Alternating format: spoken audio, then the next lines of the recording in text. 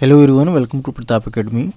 तो students, class 10th maths का जो रिड्यूस्ड सिलेबस पिछले साल हुआ था, मतलब 2023 से पहले, जो कि 2023 में बनाया गया था, 2023 में लोग बच्चों ने पढ़ा था और वही सेम सिलेबस हमको 2024 में पढ़ना है। तो आइए हम लोग इस वीडियो में बात करते हैं कि क्या क्या वो टॉपिक्स हैं जो हमको बस पढ़ना है, एग्जैक्ट हमको पढ़ना है इस साल। तो आइए इस वीडियो को शुरू करते हैं। तो हमारा क्या है, class 10th maths reduce syllabus है इस साल के लिए। Welcome everyone. तो यहाँ कंटेंट आप अपने बुक का जब पेज ओपन करेंगे तो 2-3 पेज के बाद आपको कंटेंट मिलेगा।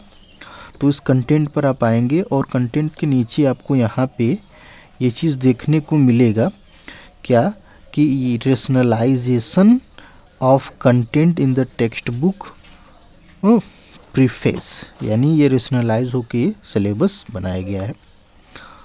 तो हम लोग चैप्टर वाइज पूरे डिस्कशन पे आएंगे। तो पहला चैप्टर है रियल नंबर।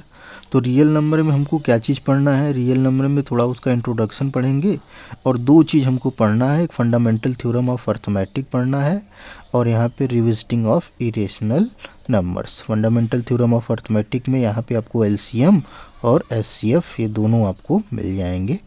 तो यहाँ से पहला चैप्टर आपको क्या हो जाएगा, fundamental theorem of arithmetic, LCM HCF और रिविजिटिंग ऑफ इरेशनल नंबर्स, जहाँ पे आपको √2, √3, √5 प्रूफ करना होगा इस इरेशनल नंबर। यहाँ से हमारा ये पहला चैप्टर का क्लियरेंस होता है। दूसरे चैप्टर में हम लोग आते हैं। तो हमारा दूसरा चैप्टर है पॉलिनोमियल।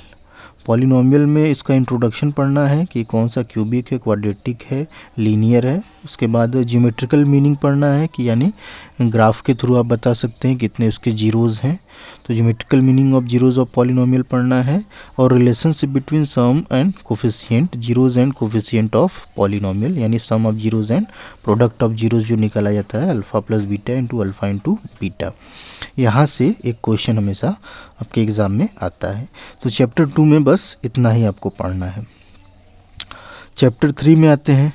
तो चैप्टर 3 आपका है pair of linear equation in 2 variable. 2 variable में है तो इसका इंट्रोडक्शन आप पढ़ेंगे। आप इसमें क्या ग्राफिकल मेथड ऑफ सोल्यूशन पढ़ेंगे, यानी ग्राफ के थ्रू किसी सोल्यूशन को कैसे फाइंड किया जाए, यानी सोल्यूशन ऑफ इक्वेशन आप पढ़ेंगे यहाँ पे। और अलजेब्रिक मेथड, यानी दो मेथड है, ग्राफिकल मेथड और अलजेब्रिक मेथड।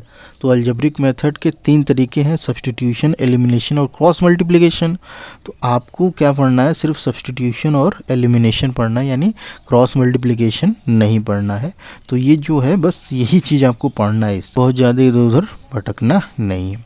क्वेश्चन चैप्टर हम लोग क्वाड्रेटिक इक्वेशन की बात करते हैं। तो quadratic equation, solution of quadratic equation, nature of root, बस इतना ही पढ़ना है, इससे ज़्यादा नहीं है। फिर अर्थमेटिक प्रोग्रेशन में बात करोगे तो उसका इंट्रोडक्शन आपको पढ़ना होगा। फिर इसके बाद इसमें अर्थमेटिक प्रोग्रेशन यानी कुछ टर्म आपके एपी में होंगे, nth term of sum of, ये आपका हो जाएगा समरी इसके बारे में।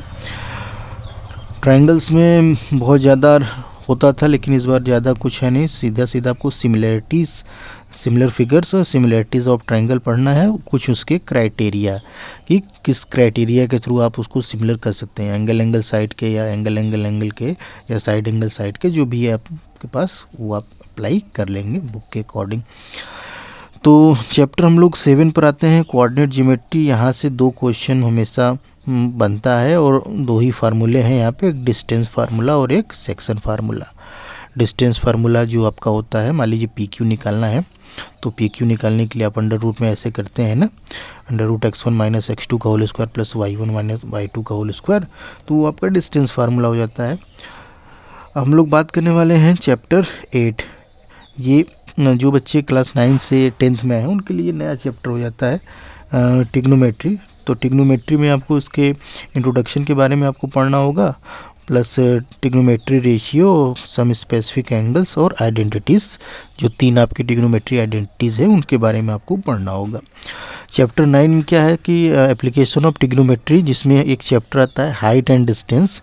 यहाँ से एक क्वेश्चन हर बार लॉन्ग में एग्ज़ाम में आता है, ठीक है, 3 नंबर से नीचे कभी पूछा नहीं गया है। तो यहाँ पे हमारा चैप्टर 9 क्लियर हो गया। तो चैप्टर 10 हमारा सर्कल है।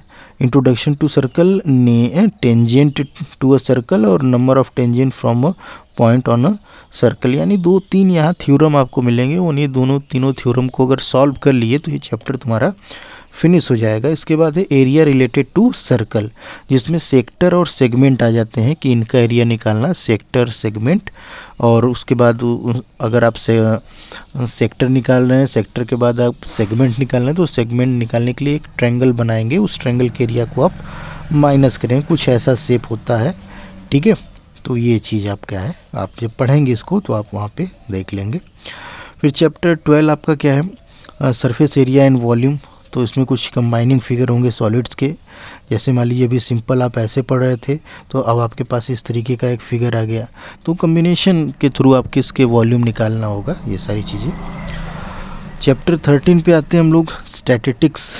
स्टैटिस्टिक्स में आपको सीधा सीधा आपको कुछ नहीं करना है, जो मेजर ऑफ सेंट्रल टेंडेंसी है, यानी मीन, मीडियन और मोड। मीन, मीडियन और मोड, ये 3 चीज़ आपको पढ़ना है। Mean of group data, mode of निकालने के, और इनके जो फार्मूलेज हैं कि मीन निकालने कितने फार्मूले हैं, मोड निकालने कितने फार्मूले हैं, मीडियन निकालने कितने फार्मूले हैं, वो आप पढ़ लेंगे तो आपका तैयार हो जाएगा।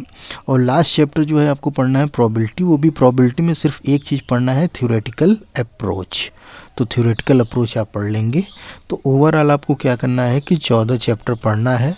कुछ चैप्टर्स आपके कट चुके हैं, जैसे कंस्ट्रक्शन वगैरह हुआ करता था, वो कट चुका है। बहुत चैप्टर्स के बीच में कुछ टॉपिक्स भी कट चुके हैं।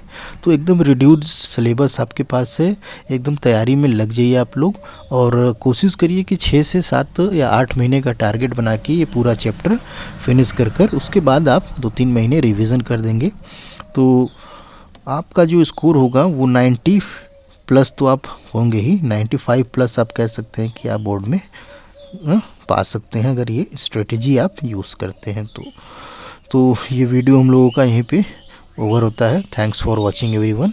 इसी तरीके से पढ़ते रहिए, मुस्कुराते रहिए। Thank you everyone.